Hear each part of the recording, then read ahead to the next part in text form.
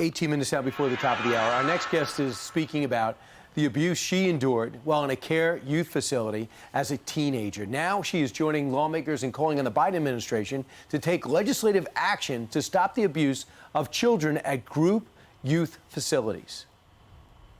I was strangled, slapped across the face, watched in the shower by male staff, called vulgar names. Children were regularly hit, thrown into walls, and even sexually abused at Provo. My goodness, entrepreneur and influencer Paris Hilton joins us now. Good morning to you, Paris. Good morning. Good morning. I know your parents thought this was going to be tough love, and they put you in these facilities when you were going through a hard time as a teenager. What is their reaction to this now? My parents are just in shock, heartbroken, sad. They're angry that they were lied to about these schools, and you know, the parents are just as much victims as the children that have to go to these types of places. You know, your story is amazing, and if nobody's read it, it's in the Washington Post, where you tell when you were 16, you were kidnapped by people working for your parents to take you to one of these group facility homes for treatment because you were rebellious.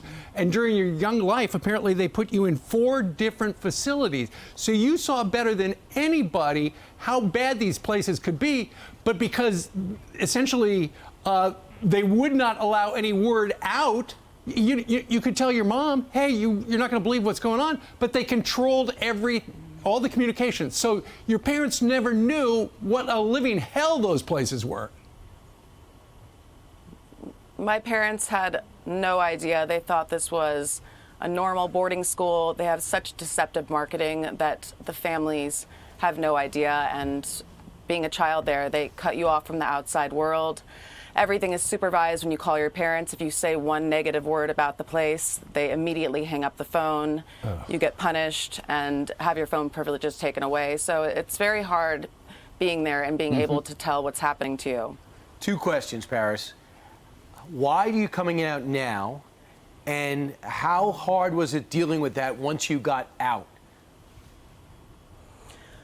When I got out of there, I was just so traumatized that I didn't ever even want to think about it or speak about it out loud. So it was something that I just buried inside for over 20 years.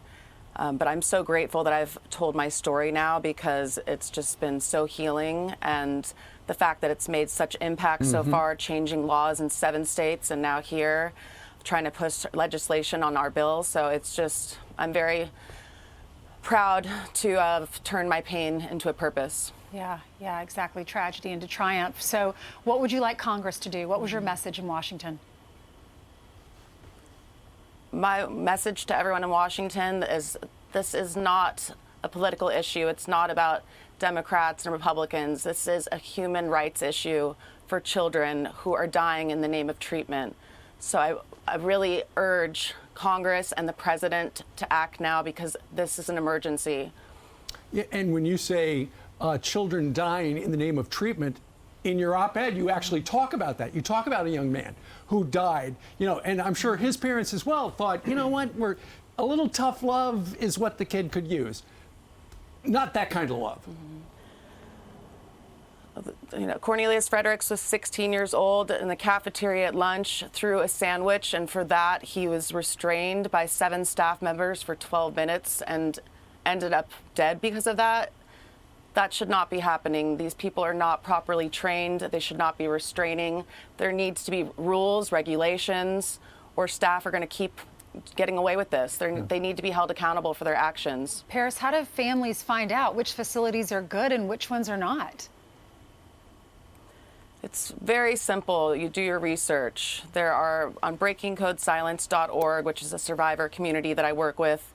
They have types of treatment that do work, and then all of the bad places and what's happening, because they just use such deceptive marketing that you really, really need to do your research. To read her story, go to thewashingtonpost.com. Paris Hilton, thank you very much for joining us from Washington. Thank you, Paris. Thank you so much. Good luck.